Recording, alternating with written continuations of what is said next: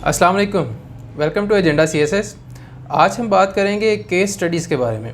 मुझसे कुछ स्टूडेंट्स ने सवाल किया कि सर हम न्यूज़पेपर्स तो पढ़ लेते हैं but how we can use the newspaper knowledge in our own subjects, क्योंकि न्यूज़पेपर में तो बहुत ज़्यादा इन्फॉर्मेशन है और उसको प्रोसेस करने में या फिर उस सारे को तो याद नहीं किया जा सकता, तो हम उसको याद कैसे करें।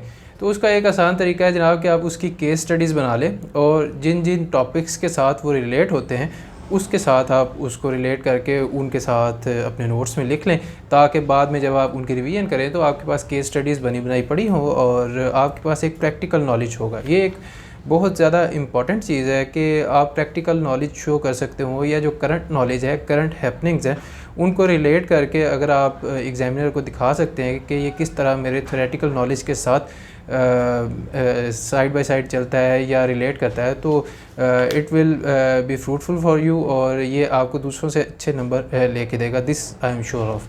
ठीक है जी।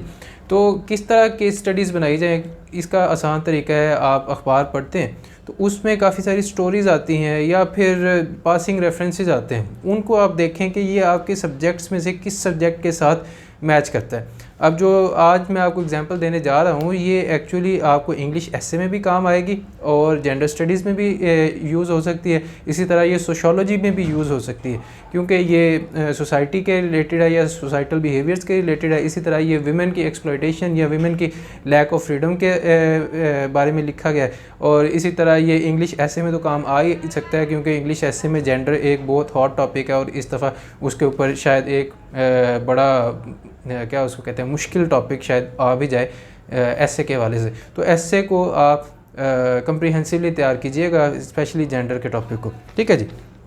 तो बात करते हैं जी कि जो मेरे पास केस स्टडी है जनाब, एक्चुअली ये 15 सितंबर 2022 की डॉन अखबार के मेट्रो पेज पे जो कि पेज नंबर 13 बनता है उस पर मौजूद है।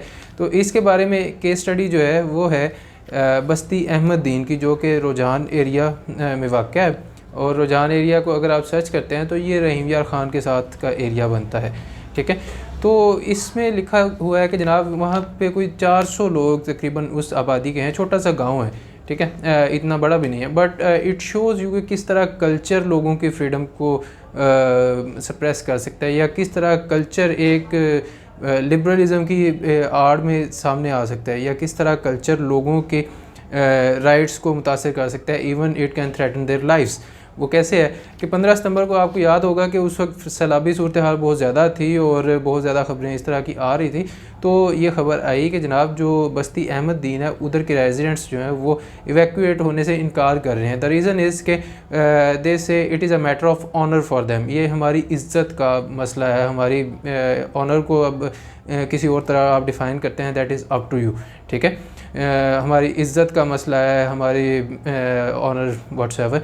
तो क्या है कि वो कहते हैं कि जी हम लोग बलोच लोग हैं, बलोच हमारा ट्राइब है, तो हम लोग अपनी ख़वातीन के बर्दाश्त नहीं कर सकते कि वो किसी भी नॉन फैमिली पर्सन के साथ घुले मिले।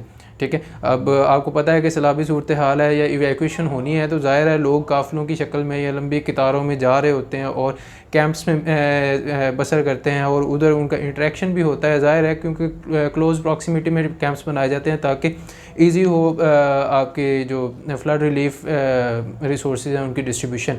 तो अगर ऐसा केस है तो फिर वो जो बलोच लोग हैं they can not evacuate themselves, it is as simple as that. वो लोग ट्रेडिशन को बहुत ज़्यादा अहमियत देते हैं और कहते हैं कि हमें ट्रेडिशन ज़्यादा इंपॉर्टेंट है as compare to the life of our families और आवर ओन लाइफ्स। वो कहते हैं जी कि हम यहाँ से इवैक्यूएट नहीं होंगे, इवन हम भूखे मर जाएंगे लेकिन हम अपनी औरतों को दूसरों के साथ घुलने मिलने नहीं देंगे।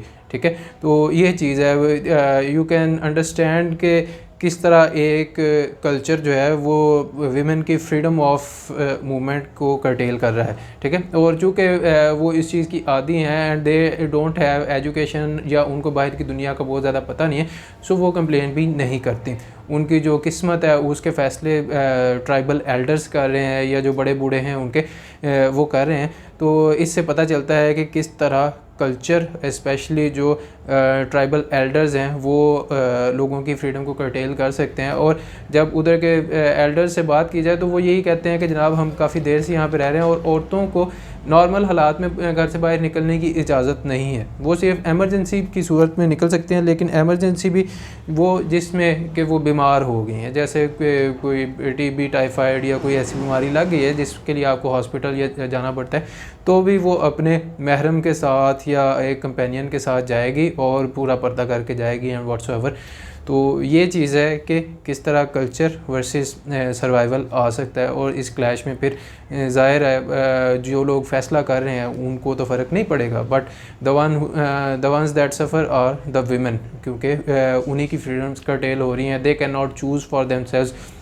और इसके ऊपर आप क्रिटिक कर सकते हैं कि जनाब इस्लाम ने भी ज़िंदगी को बहुत ज़्यादा अहमियत दी है। एक इंसान का कत्ल पूरी इंसानियत का कत्ल है, और इसी तरह एक इंसान की जान बचाना मुतरादिफ है कि पूरे इंसानियत की जान बचाई जाए।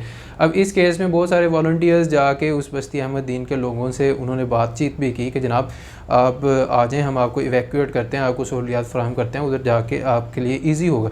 बट स्टिल दे रिफ्यूज़ड, और उन्होंने कहा कि हम मर जाएंगे, भूखे मर जाएंगे, हम अपनी इज़्ज़त पे आँच नहीं आने देंगे। It is a matter of life and death for us. Honour जो है हमारे लिए लाइफ एंड डेथ है, हमारे लिए फ़्लड कोई मायने नहीं रखता। ठीक है, तो ये थी आज की वीडियो। इससे आपको पता चल सकता है कि आप किस तरह एवरीडे एग्जांपल्स को, या अखबार में जो ख़बरें आ रही हैं उनको, या फिर जो आपके इर्द गिर्द चीज़ें आपको नज़र आ रही हैं उसको आप केस स्टडी बना के अपने जेंडर स्टडीज़ में या दूसरे सब्जेक्ट्स में जहाँ भी आप यूज़ करना चाहें वो आप कर सकते हैं। ठीक है जी, उम्मीद करता हूँ आपको पसंद आई होगी। मिलते हैं नेक्स्ट टाइम। टेक केयर, अल्लाह हाफिज़।